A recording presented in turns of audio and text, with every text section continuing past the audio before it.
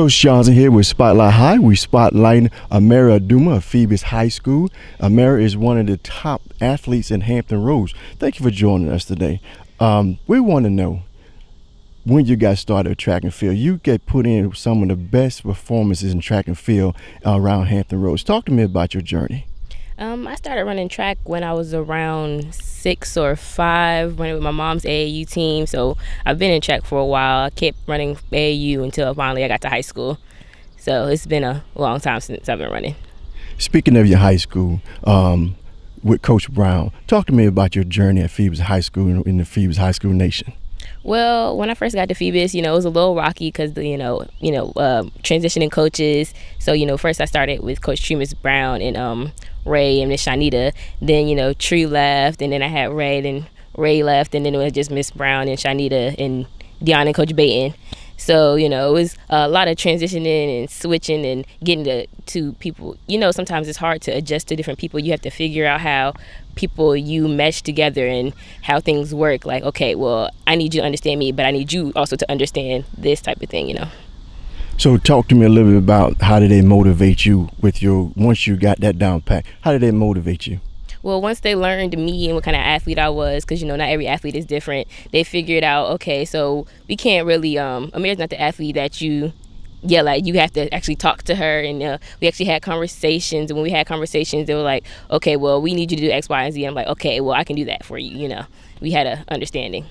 That is great, and I think you got a great coaching base at Phoebus High School. Thing about you, one of the top kids in the nation, you went from graduation into participating in track and field. Talk to me about that journey. How was that? Well, that was very interesting, actually, because actually it's a lot of athlete story. They have graduation and then they run to a state track meet or something like that, but I actually had a little bit of downtime. My event wasn't until Sunday that afternoon, so I had time to graduate, relax, and then go have a little graduation party because my family had came here all the way from Ohio, so I couldn't have just left and not did anything with them. So then traveled, got there, got enough time to rest, relax, take an ice bath, and rub out. So made it there in good time. It was only 3 hours. Great. Let's talk about University of Illinois. What are you doing now to keep yourself in shape and to get ready for college? I actually just got back from a track meet from AAU Club Nationals, Club Championships.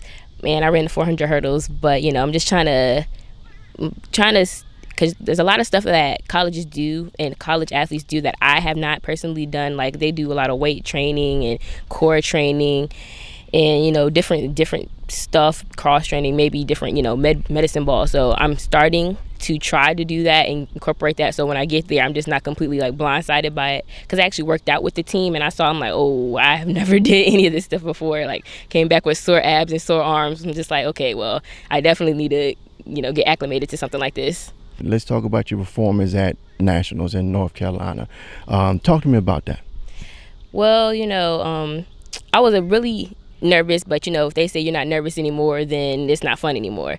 So I just came down there with the goal to, okay, get the All-American status and PR. I'm like, maybe if I PR but don't get the status, that's fine, but I get the status and don't PR, that's good too.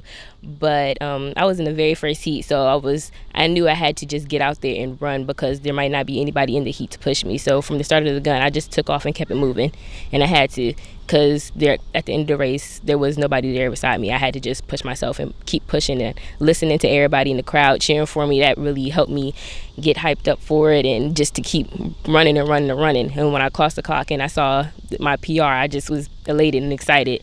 But then I had to sit there and wait till I think it was 4 or 5 o'clock until the final section ran, and then we watched the section, we counted their times and everything, like, I did it, I finally did it, So my mom was jumping up and down and excited and stuff like that. Then I ran down onto the field to get my little crown and t-shirt and medal. That is very exciting. I'm happy for you. Let's talk about your family background. You say your mom started you with AAU. How big is your family support you running track and field?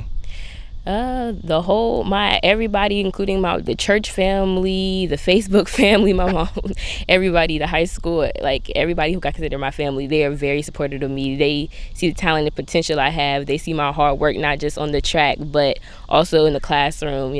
They are very supportive of almost everything I do.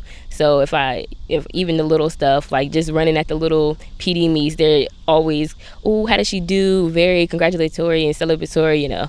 It's, they love me and support me through everything. That family support is wonderful. Yeah.